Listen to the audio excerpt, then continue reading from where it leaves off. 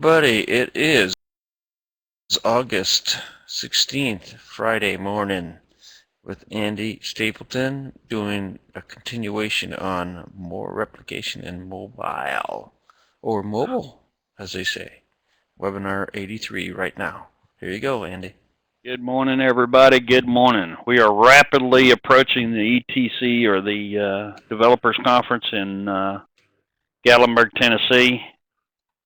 I might be able to squeeze you in if you ain't in already. All I can say is be there or be square, one of the two. As a note also towards that, for those that are going, that are listening to this, if you haven't emailed Tim back to let him know whether or not you're going to be there Saturday afternoon for the barbecue, you need to do fairly quickly, okay? Because I got to go buy the stuff for it, and any excess comes back to my house. So anyway, we're going to have a ball there since we're doing this. We went over some replication last week, and even though a couple, 2, 3 people thought that I explained it fairly easily, I thought that it would be smart to put together basically a little flow chart of how it actually works. Besides that, it gets it in my head a little bit better anyway, and it works pretty nicely. There's a product out there on the web called Lucid Charts, LUCID chart. Awesome little product. You know, basically you can put together almost everything that you want with it. Good wireframe tool. Certainly helps in kind of getting your thoughts across to different people. So what I did was kind of lay out the replication class, corrected it for Steve to make sure the yes was in the right place, and we went on. But there are basically everything is in the class that you need for both sending as well as receiving data. The question is what do you activate where, and things like this. As you can see, once we get the class installed, we got the background process. It's running for the replicated data to the master, and we send the data up there, and then it checks to see whether or not we need to add, modify, or delete, and generate the SQL statements and run. Locally, we add, change, or delete, and compare the two records. Now, this add, change, and delete here is based upon your files, and I'm going to show you where that is in my example in the ChatterBox. And what I'm doing there is, as soon as I know the record structure, then I send both of them up and I tell it to compare the records, store the modification for later processing. And then the third and final thing is the background process that sends the data change. Is the connection active? If it is, send everything that I've got and process it. So it's not rocket science. The other thing that was sent to us, was put out there last week sometime, was an article dealing with replication where they say that you needed an interim storage facility for it in order to process properly. Well, we're doing that. Oh, it was Jong. It was Kiwi. Oh, okay, I'm sorry. Steve, it wasn't you. It was the Kiwi. So in essence, we are storing in an interim, and we're going to go through how that works a little bit. I have got everything coded now for the ChatterBox, so probably I'm going to elicit Mr. Hodgman Steve starting first thing when he wakes up tomorrow, which is late tonight, early tomorrow morning type thing. I do have to take the wife motorcycle riding tomorrow, but anyway, we're going to start actually doing the chat and seeing how the chat works from a long distance away. Pete and I will start it locally and see how that works, and then we'll move forward from there. So the ChatterBox will actually be chatting this weekend, and new software will be out to everybody that's signed up for ETC come Sunday evening, is my expectations. We'll be working with this. So we're getting there. We're getting there well. Pete's coming along with the website. I think that we'll probably get him to go back and do a view of the website next Friday, which will be the last weekend before we go to ETC. be the last weekend. There will be, in the classes, I don't know if everybody should know by now, but we're going to be training on doing classes. We're going to be training on doing the IDE. We're going to be training on doing advanced things with WebDev, including .NET stuff. There'll be all kinds of new and wonderful things there at ETC.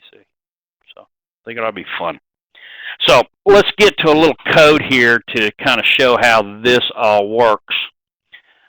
We went through the class itself last time, and the last step that we needed to do was actually say we needed to change something or send something one way or another. We need to be able to work around this and know when we needed to send a record or not. Now, since I use the classes, one of the classes that I have here does a checks to see whether or not that we have let's see here, yeah, whether we have a record, whether we need to save the record or not. That's what this does. In doing so, let me show you the one I got it on. That's chat message, and we're not going to replicate chat messages. That's going to be replicated anyway. We need to go to right there. We need to go to the chat rooms, I believe it is, or news group. No, it's news group, new messages. This one here.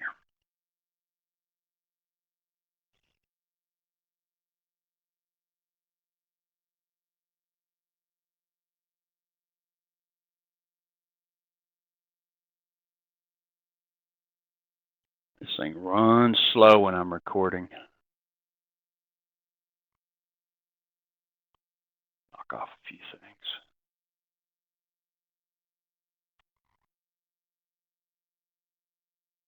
things. Okay.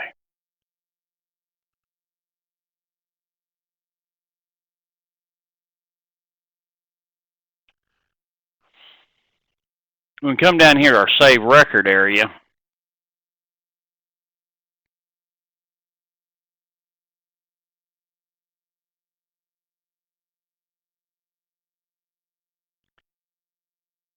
what I'm doing here, as you can see, I've got the replication in there where I'm sending the old and new record. And here's what I've done.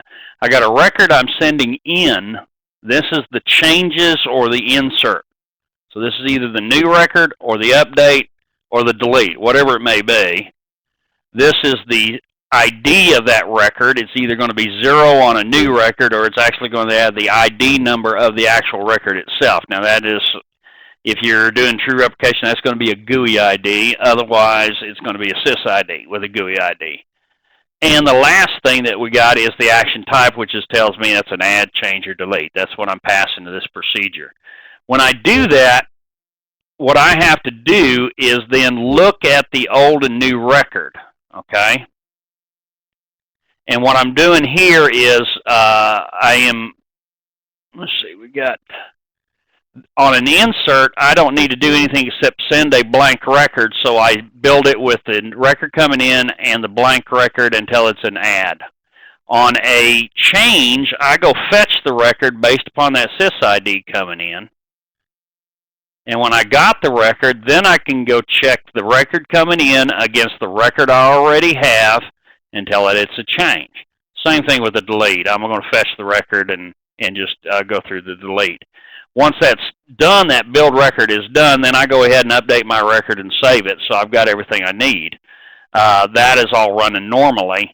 If I hit F2 here and go, this goes back to that same process where we went through last week of comparing field by field until we know which fields got changed, which fields didn't get changed, and got it saved. Okay? So through all that mess right there that we went through last week explaining what the class actually does, the only thing that we need to do at this point is call the build record with the new record that we just changed or inserted, the old record that we're going to compare it against, and what kind of action that we're going to deal with it. Not very difficult. system-wise, we've got a couple things going on. In my global procedures, I've got a couple of global procedures that I'm working with for this. And one of them here is, let me get down to this.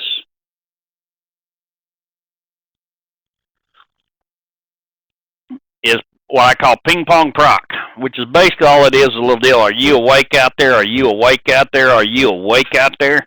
And all it's supposed to do is basically see if the web service is still up, see if you're still alive and connected to the network. In essence, is what it is.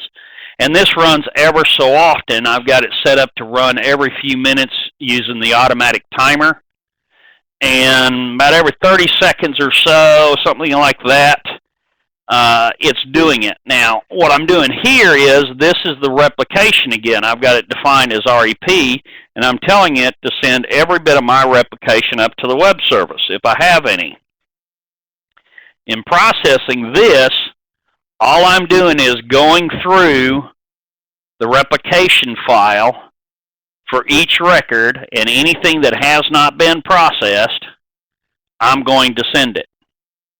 So you can see here I've got the ChatterBox process replication right there. So I go fetch the record out of the LREC, that's my local record structure, and I process the replication. I send it to the web service. That's all I have to do. Okay? Now, you notice that there is some indirection in here dealing with that C replication file. In my walkthrough, in my structured walkthrough and stuff like that, what I did was I realized that I may not have the exact same replication file location in one place versus another. Or in other words, locally on the mobile, I may have it in SQLite or Hyperfile Classic. On the web service, I may have it in Postgres, MS SQL. I may have it anywhere I want. Okay. And number two, or if I'm on the PC, I may have it as a Hyperfile or a Hyperfile client server. So I needed to be able to change that on the fly. So I'm using a local value for the replication file to attach that. Okay, how? What about the web service rejection of your replication?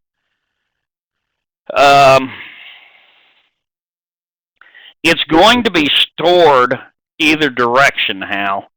Whether we actually apply the replication or don't apply the replication is based upon the master database. Okay? Now, if we're looking to add in functionality to tell it to whether it actually worked or not or something like that, that needs to be in here too. You're absolutely right. And when I do that testing, I'll be adding the code in there. But what it will be is just basically a if-error type system is what it is. Rejection. Well, here's the way you actually do that, and I haven't done it yet. That's one thing. We can go ahead and add that code.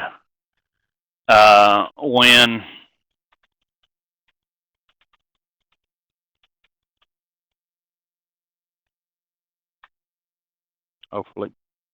I knew it would. Dadgummit. You're going to make me have to restart it now. Sometimes when I do that when exception in and everybody's recording at the same time, it does not like it. It's one of the few times I can pretty much make WinDev crash. And I'm not so sure it's not me, but I can.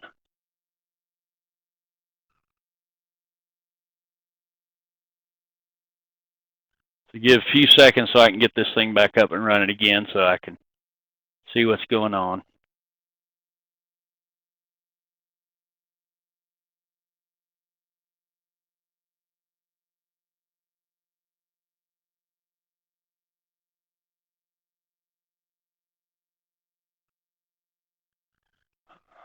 So what you do is a when exception in, and if it exceptions, then all I'm going to do is do a continue so it goes tries the next record. That's all, or return. So I'll just get out of I'll just do a break out of there, because if there's any exception in there, I'm not going to process right now. Do we check the CRC com strings for validity?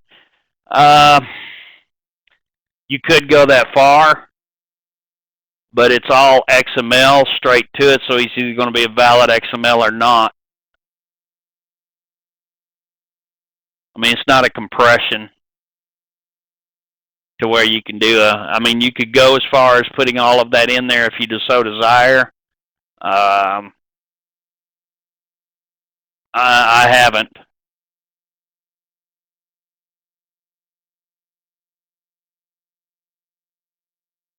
That's why it's open source house. So if somebody wants to go as far as they want to go with it, they can.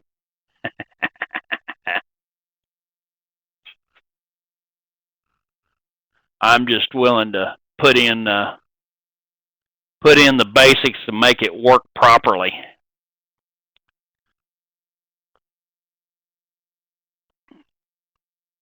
Where is this hosted? I have a virtual server with Nimbus, which is Mike in our group. He has graciously provided, for almost a good cost to me, basically, a server for the web service for the ChatterBox and everything dealing with it, and items. So he's helping promote it. So we've got a virtual machine sitting there with a Linux box using Postgres to start with. I figure overseas we'll use Hyperfile Client Server and replicate to it. So we'll end up writing a process up there on the virtual machine to do nothing but replicate from one service to from one server to another is what we'll end up doing. And what that'll do is just start grabbing everything and sending it. As soon as it receives one that coming in, it'll not only put it in the local database, but go ahead and send it to another one. Yeah, dedicated replication, because if you really look at it, Chris, when we start working with this thing, we may have a server at Ben's place in South Africa to handle South Africa. We'll probably have one, I think Steve and I talked one time about having one at his place, or one down in that area to handle the area between the Kiwis and the Aussies. And I know there's a rivalry there, so I appreciate that we're not necessarily going to get fussing at each other and cut the Kiwis off or something like that, So looking at it that way, what happens is that other than the chat, now what we're talking about there is news messages, things like that. The only thing that really gets replicated is the news messages. Chat, there's not a replication type thing you can do. Now we can do the history of it, certainly, but chat is kind of like the chat we have now. Literally, you have to be hooked up to make it work anyway. So there's no sense in doing it any other way. So the chat messages themselves, and maybe as we expand, maybe some other stuff coming in, we'll do more than that. But the chat messages themselves will do it. Come on down here. I know you're almost done. Okay. Get back to this. Okay. Are the classes available only for the attended? No. When we get done here, I've got to do some more testing and stuff, Chris, but the entire ChatterBox application and everything in the replication class, I already said the replication class was going to be open source. So, we appreciate you attending. You'll know more, and I think you're coming anyway. But you can, the replication class is going to be open source. Okay, you can't make it this year? Okay, that's too bad. So, I mean, as far as that's concerned, even the ChatterBox and everything as we move forward with it will probably end up open source before it's all said and done. But there has to be some more changes and stuff in there before it's finished. Chris, there's a couple bits that I need to kind of clean up before I let it out there in the open and start getting people. And I got to put in the legalese in there before it's open. But the replication, it's one deal at the top, and then I'll post up the deal on it. And probably what we'll end up doing, Chris, before it's over with, is on the ChatterBox website that we put together, we will have a download area, so that way you could download open source items. Some of the stuff that I've built, Pete's built, and other people that's had open source out there, we'll put up there for people to download. And then you can get it straight from there, and as soon as it's available, you can download it. Okay. So are you going to have it off the website or like a GitHub or something like that? No, we'll have it up on the website, the ChatterBox website. Because that's part of the library, Arnold, you know? Okay. So if we got something like that, we could go there. And that's exactly how you're absolutely right. ChatterBox could be a application support tool. That's one of the pieces that the ChatterBox is going to be. Because what I want to do is when it's working, Hal, is I want to take out the chat part by itself and make it a component that you can plug into anything you want. You create a chat room and create your own instant chat that way, including on the web. Okay. So anyway, what there would be is around this, because I'm not going to try it again, Hal. I'll wait till I'm offline so that way it's it worked, I'm gonna wait till offline so that way the recording and everything doesn't bother me. But what you do is a when exception in. In fact, I'll show you the code.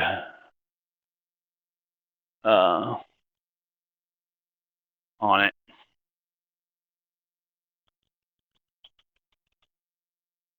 And we'll go there.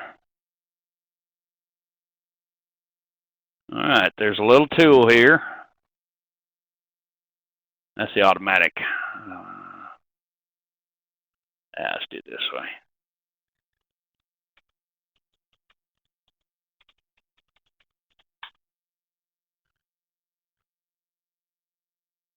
There it is. Okay. So what I do is I write when exception in. This is the code that can blow up and do, and then I process the do. And what happens here is this code right here will end up to be a return or a break, get out. Okay. And so I'm going to go in there, I'm going to try it, and if it fails, I'm out of the picture. I'll try it again in a few minutes, or in a couple of minutes or something like that is what I'll do. So that way you can do it. Now I can log the exception if I want to. I can do whatever I need to do. I can notify the user that, hey, your internet's down, life sucks, you can't do squat, things like this. But you also got to know that if they've got the process up and running, and this is the only thing that the ChatterBox is a little bit different. Even though that you're going to see a little bit of code in here to do the replication, and I may have to actually write a separate program, separate example program for the replication.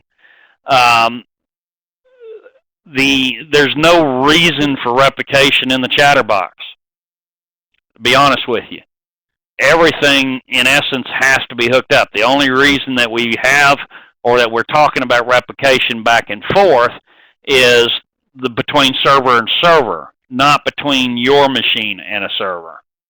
Okay? Because literally, if you're not connected, you're not going to be able to chat. Okay? Simple as that. Just like Skype. If you're not connected, you're not able to chat. So there'll be replication from server to server, but not replication from your machine to server. Okay? Maybe later on, if somebody come up with some serious reasons to do it, like an offline reader or something, I guess we could. But other than that, that's the only thing that you'll be doing. The chat itself, you're going to be online, so the code in here is kind of what you need it for. It's more example code than anything. But I just don't have the time between now and ETC to write another program to fully flesh out the different things on the replication itself. So that'll come shortly afterwards, and that's the reason why it's open source, and I'll put it up there as open source with an example program and example web service for somebody to use. And what I'll do is I'll have on mine an example replication web service that will basically allow you to hook back and forth. We'll try to figure out how we can do this to show you how it works. It's going to be interesting. It's going to be interesting setting up the logistics of that, basically, is what it is. Okay, so either direction, that's the way that works. Now, as far as the receiving side, let's look at the receiving side, because I've sent it now. I've sent my replication up here to the process replication. Let's look at the receiving side of that. This is the ChatterBox web service, which those that are attending already have a copy. In the global classes, I have a process replication right here. That, all it does is get the received data that's coming in. I've got the replication class declared. I tell it I'm using this file name, which is a Postgres table name is what it is. And then I assign it to my data rec, and I add the replication, and I manage the updates. You see there are two processes here. So let's go through each one of them. The add the replication data does nothing more than add that record I sent to the local replication file. That's all it does.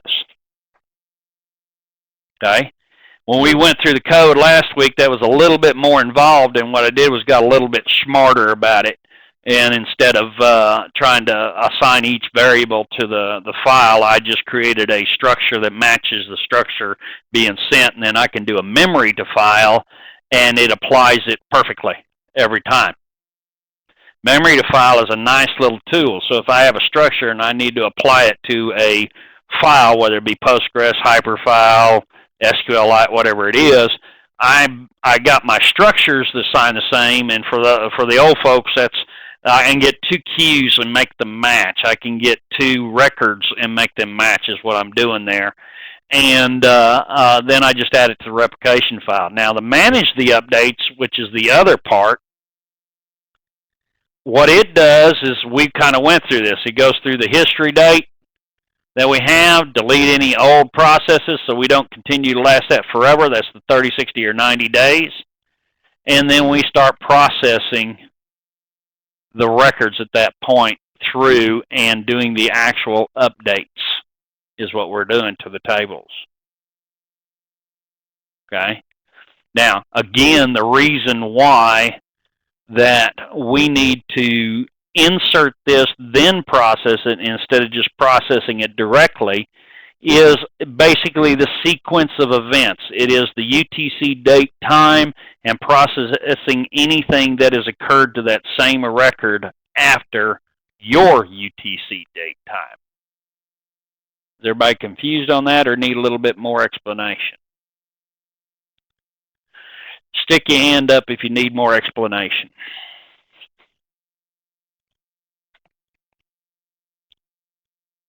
Okay. So far, I must be clear as mud. All right. So, anyway, once we're done processing, well, everything is in this database. Everything's here. Okay.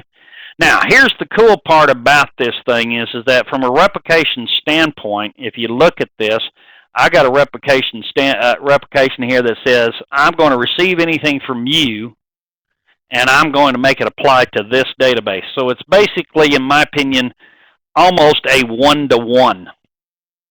Okay? It's a one-to-one type thing. I'm pressing it one direction. Now you're saying, well, how do I get it going the other direction? How do I get it as a two-way replication? What I'm going to do there is literally I'm going to create two different files. I'm going to say this is the data I'm replicating here, and this is the data I'm sending out for replication. So in essence, every add, change, and delete in this database updates another database that I'm sending out, another table that I'm sending out. Okay, everybody kind of understand that. Let's go through just a little bit on that when we're talking about the Lucid charts, and I'll show you what I'm talking about. So we got the replication here, and the last step is, how do we process this right here? Well, you got the same situation. I've got, in essence, I've got to be able to say, from my master database, how do I replicate back out to other databases from my master database? Same process. Same processes that we have right here. On every add, change, or delete to the master database, I need to compare the pre and post record of that master database and store the modifications. All right, so in essence, there are two tables or two files for the master database, or every master database. There's two files. One is the incoming file and one is the outgoing file. Okay? And what that does is that all the incoming files, all the incoming records that are coming in from every one of the individuals outside my environment gets stored in one table. I know exactly what's coming in to gets updated. Okay? Then every add, change, and delete to my master record, whether it comes from one of those or it comes from somebody directly to the database, gets stored in an outgoing table. That's another reason why there are the replication file name is in there, is in order to be able to have the difference by two instances of this class. Okay, so now I have a outgoing replication table. Okay, and anybody that is now looking to get data from this system, will get that and process it down, is what they're going to do. They're going to process those down, is what will happen. And then, so from a server-to-server replication, in essence, what I'm going to be able to do is grab everything from the master database and replicate it to a remote database. That's right. Outgoing table is what you're looking at. So you got the outgoing table is I have two files basically. Since I use SQL, I don't know what you mean by TTL. Talk to you later. So you have to really, have to go a little bit higher than that. But basically, for one master, time to live. Well, in essence, what time to live do you have? I would say that the time to live for that is going to be dependent. This is where kind of a cross-reference files comes in, Hal.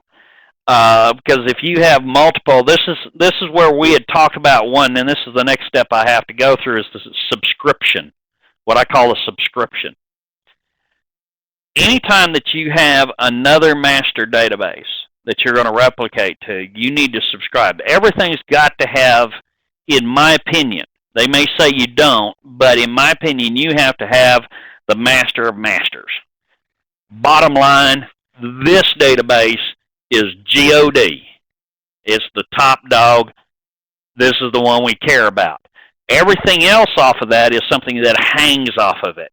Whether it be a local database you want to keep, or it's a master database sitting over in South Africa, or a master database sitting in Australia or Kiwi land. One of the two, this one is going to be it. This is the top dog.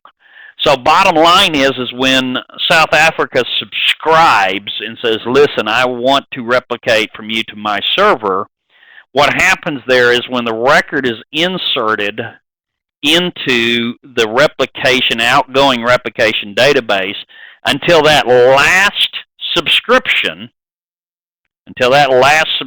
gets a hold of it, it stays in there. When that last subscriber gets a hold of it, then it can be deleted. So the cross-reference file, which is the next step I'm going through, is going to say for every subscriber, here's the records that is being changed. That's basically it. Okay? We all understand that? I'll write a flow chart on that as well, but that's what happens. So if I add, change, or delete a record into the outgoing, it's going to create a cross-reference for every subscription of that record. And I'm actually selecting a join between the two. So that way I'm only getting records that should come to my subscription. And then I would delete the ones that I just processed. But how long is the table active? The table's active is in essence forever. Be honest with you, maybe I don't understand. You think that it should go away if nobody pulls the data down for 2 weeks or 3 weeks or something? Is that what you're looking for? No.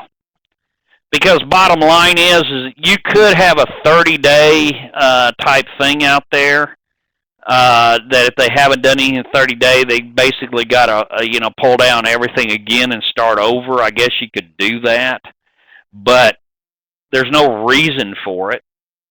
There's no particular reason for it, because if you just kill off the record, Hal, then what happens is that if he does come out and you haven't taken that into an account, then he's not going to match your database, and there's no way for you to know that. The only way for you to know that is to have some other record in there to say that his synchronization is too far out of date, and since you're too far out of date, we can't synchronize you. You got to pull down everything. Basically start him over. So, it's going to take a while to synchronize if you haven't synchronized in 30 days. But bottom line is if I have to start him over, you're going to have to do it anyway. So I just as soon let him rotate through the records. So obviously you need to have, depending upon the number of subscriptions you have, or limit the number of subscription, DVD time, you're going to have to make sure that you have sufficient space to hold. But the cross-reference transaction is not going to be that much, to be honest with you. Now, your other option on that time to live, Hal, here's the other option on the time to live that you can always do. You can initially point, you've got going to have in the cross-reference file, you're going to have 2 IDs in there. Okay, you're going to have the GUI ID of the record itself, and you're going to have the sys ID and UTC time of the replication record. Okay, so follow me on this a little bit. I'm going to have the GUI ID of the actual record itself, and I'm going to have the sys ID and UTC date time of the outgoing replicated record. I could, on your time to live, at a point, just have it update that cross-reference to get rid of the sys ID and the UTC date and leave the GUI ID. That would tell the web service to go get it from the table instead of from the replication data and send the entire record. That would be the difference. That would be the only thing that would make it kind of cooler, that if after 30 days you're not going to just get the changes, you're going to get the entire record.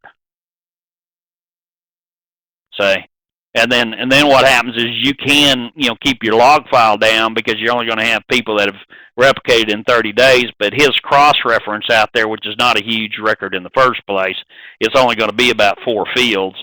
We'll have say, oh, nope, I need to go get this from the table because I don't have the the sys ID of the unit itself. So I can go from there, and that's one way you could do it.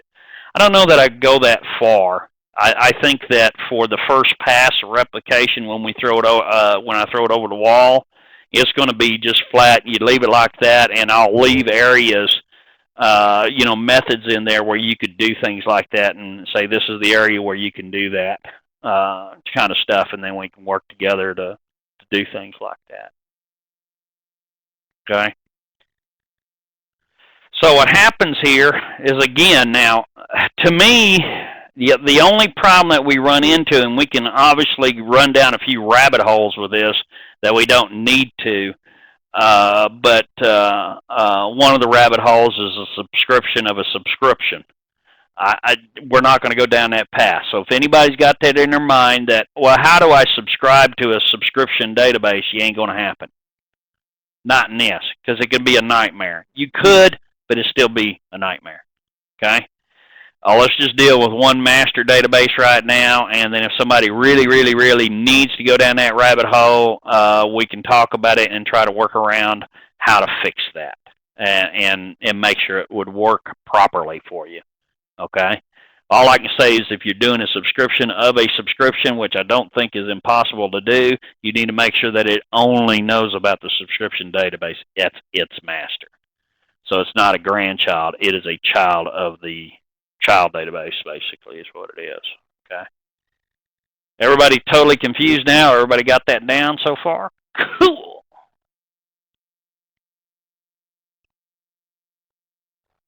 So we have done that. We got, let me go over a few other things that we've managed to work with. As you can see on some of these message classes, we have continued to use, let me get the code here.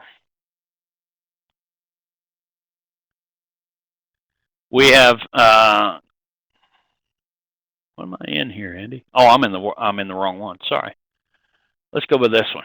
Okay, this will probably work a lot better. Let's go to chat. I'll go to message.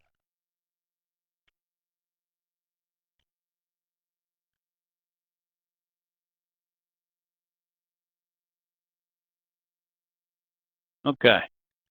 As we go through this, you'll see that we're using quite a few different areas where we are, and look at me, I'm not going to be able to find one. God, no one's in here. That's chat rooms.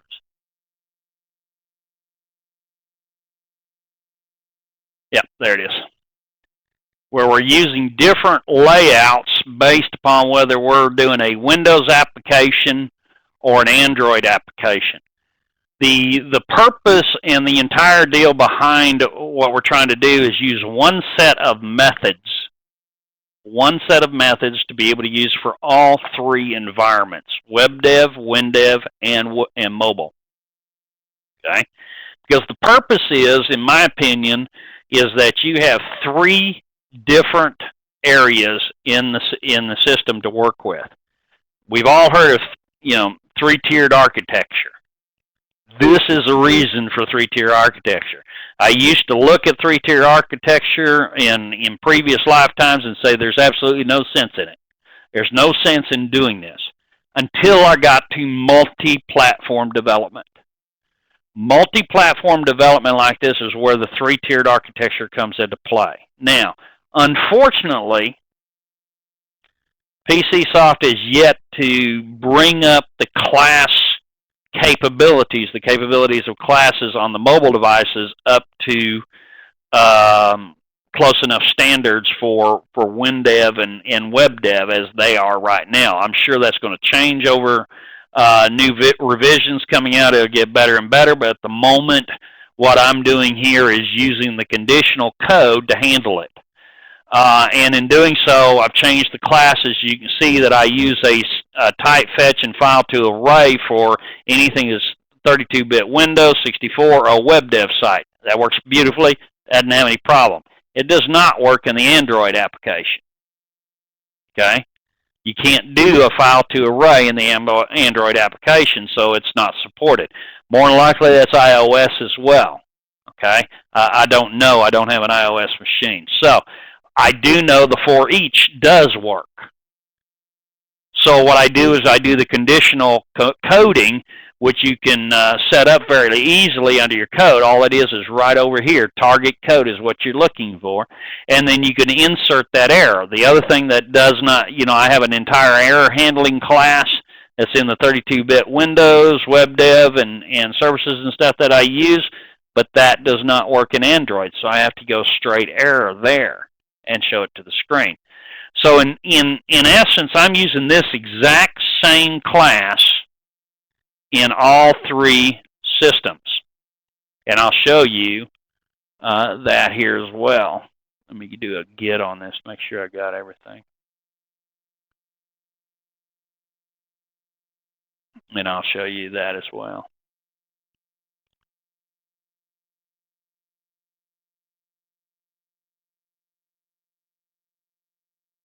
It's processing over here.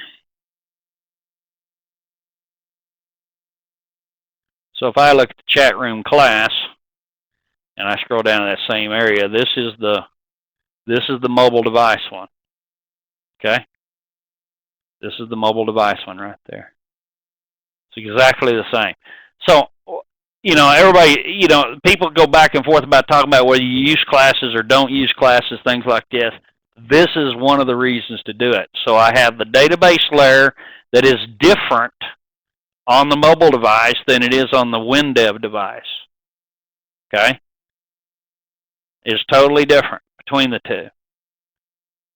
And I use the classes to handle the business rules and the communications. So that middle tier, that middle tier is the classes. It handles all the communication. It has all the data. It handles all of the file manipulations, things that need to happen. Then you have the interface layer, which is either going to be a mobile, a web, or a desktop. And all three of them will look differently and maximize the abilities of the particular area that we're working with. Okay? So that's the reason why I'm serious about using the classes and have been continually upgrading the classes to fit my needs, is because of the reason of being able to say, okay, I got the class over here for such and such. You now want to have a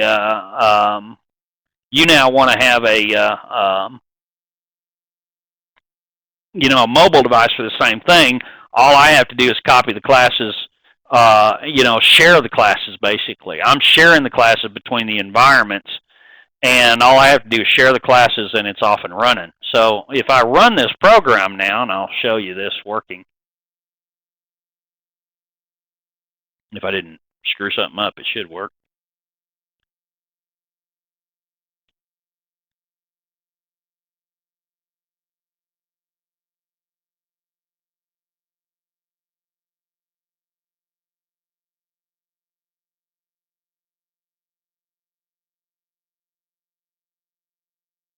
So now I have the chat, and here's some of the stuff that'll happen. If I click on WinDev General, I'm going to go to the chat rooms.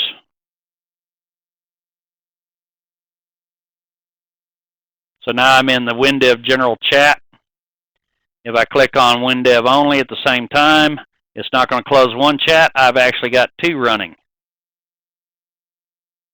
So I got multiple chat rooms at the same time. I can have three running at the same time. Yes, what that does is allows everybody to actually keep an area kind of segregated together. And I even added one for Spanish if we want to. I'm still trying to figure out how to get the translation in the middle. Of course, we can add in this is a message and send it. And boom, I've got the message. There's the message right there. Okay? This is a message, Andy. This is a message. Another message. And send it. And now I have another message in there. Okay? Kind of moving things forward with it is what we're doing. As we continue to test, we will continue to improve.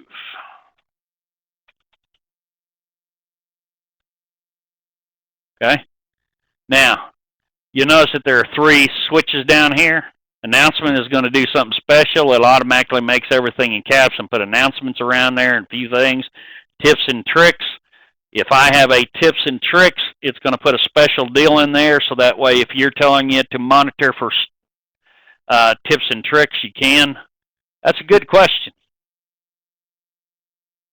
I think it's showing. I didn't. The difference is, Steve, I didn't revert back the UTC date time to me. It's 8:13 p.m. over there UTC time. I need to revert it back. So minor deal there. So anybody over in England, it's their time. That's the reason why.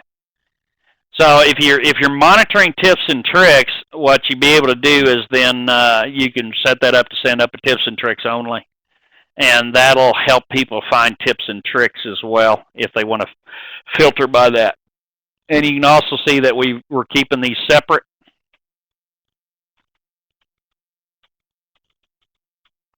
And that wasn't as easy as you thought, to be honest with you.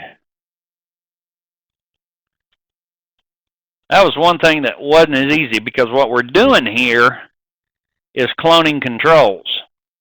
This is all clone controls. And the code to keep these three separate is a little bit different. Let me show you that code. Here's process message. Everything goes into the process message. And what happens is I need to know the tab ID that you're on. That's what I need to know. The tab ID tells me which one it should go to. So what I have to do in here in order to do that, is I send the number of the tab that you're currently on. The number of the tab that you're currently on tells me whether you're on 1, 2, 3, or 4, or however many you got. Inside there, okay, you can see that there is this code right here. In order to get the right table or screen, I have to tell it which array, basically, which index value of the tab that you're on in order to post it where it needs to be. That's what it does.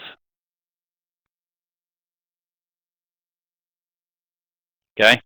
Now, when you're talking about doing the save record, you can see there's my chat message going to save record. That's saving the record locally for the display.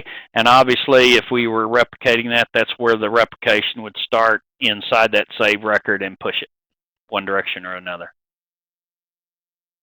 That's what will happen. Any questions? Any questions at all?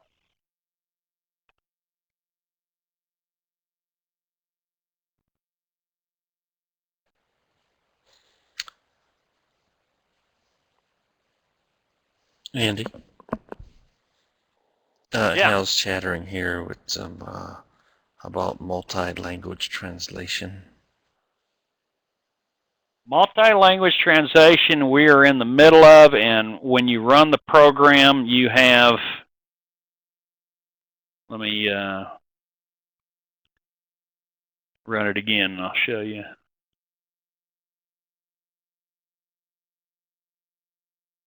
I believe I've got it hooked up already to do it. I thought I did it once. Okay, well, I have no freaking clue what it is. Steve, I'll have to figure out what that is. Maybe my server time's off or something. And yes, you are being picky. Okay, let's see here. Let's go Spanish. Okay, there you go into Spanish. Now, obviously, this cannot be changed on the fly because that is actual data. Okay, but as far as changing, you know what it is, I can change it to Americano, and now it's in English again. I think that I actually have it in French as well. And yep, there's the French. Now I got a few that's still missing. That one's not right. There's a few things that are missing. So I got a few things in there.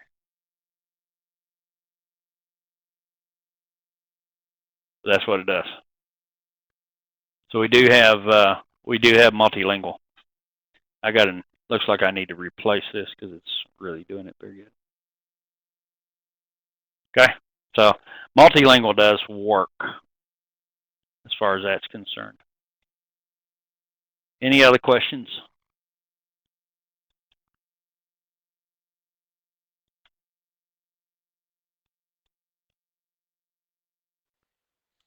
Don't see any. Anybody has questions? Otherwise, Andy's going to go back to work. That's right. I have people that actually want me to do something.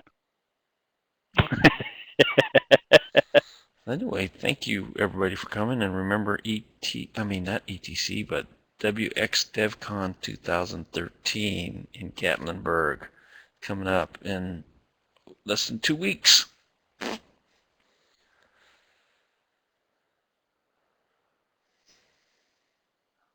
Yeah, not very far away. Not very far away at all. We're pretty close. Okay. So, anyway, thanks everybody. Appreciate this morning. Be good or be good at it. Stopping. That's all I can say.